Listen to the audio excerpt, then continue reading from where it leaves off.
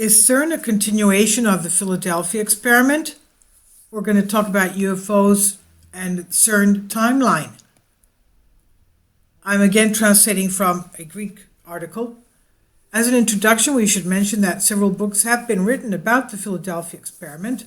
The ship concerning the Eldridge is now Leon, and it's part of the Greek Navy.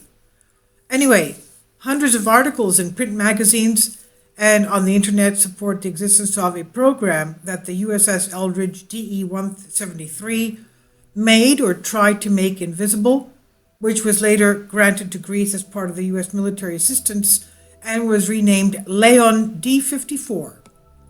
At the same time, though, there are several brands that claim that the famous experiment never took place.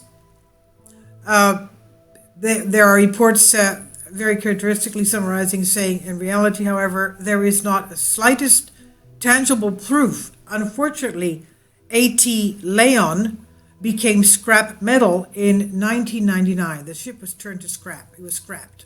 If this ship had been turned into a floating museum, it would be a top tourist attraction for Greece today, given the reputation that accompanies this ship, the former Eldridge. And as we understand it, if there really was any evidence to prove the existence of the experiment and its effectiveness, according to the rumors that accompany it, they no longer exist. But who can say with absolute certainty what happened and what did not actually happen? Please support my Patreon channel since YouTube has again demonetized my YouTube channel. My Patreon channel will have 5 different videos from my YouTube channel every day. Thank you so much for your support and that you find all my content so interesting. You'll find the Patreon account details in the description box below. Be that as it may, important revelations seem to come to light, connecting many things together.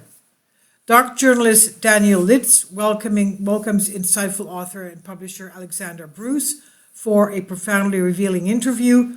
Alexandra Bruce did some in-depth research on the well-known Philadelphia experiment and the exotic invisibility technology that is said to be developed by the U.S. Navy and that took place on the 28th of October in 1943. Her research path led her to black budget research lab known as the Montauk Project at the Air Force Montauk Station on Long Island, New York. The Montauk program is believed to be an extension or even a continuation of the so-called Philadelphia experiment, which is formally challenged and canceled. And according to Bruce, the Montauk Project has to do with weird stories about space travel, energy manipulation, mental manipulation, astral journey, remote sight, I would also venture to say here time travel, and more that are science fiction. Bruce also claims to have found witnesses who allegedly were part of a UFO recovery team that crashed and revealed that they were used in the black experiment with human DNA extraterrestrial technology. However, all this is more or less known. What seems like the most shocking revelation of all this is that there are links between the Philadelphia experiment, the Montauk program, UFO technology, and Cern.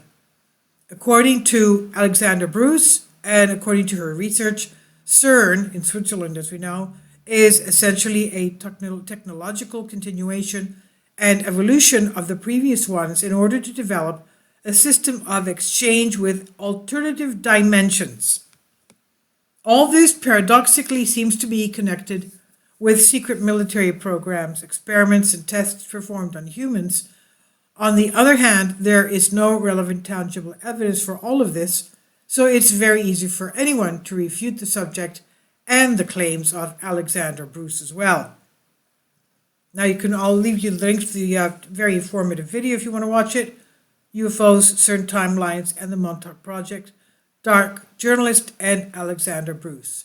And I've translated this for you from the Adrastika, the Greek article. Thank you for your support, and please note that the heavy-duty health, U.S. politics, and everything else is on my Patreon channel, and a lot of things are coming out concerning the recent pandemic and the endeavors going on worldwide.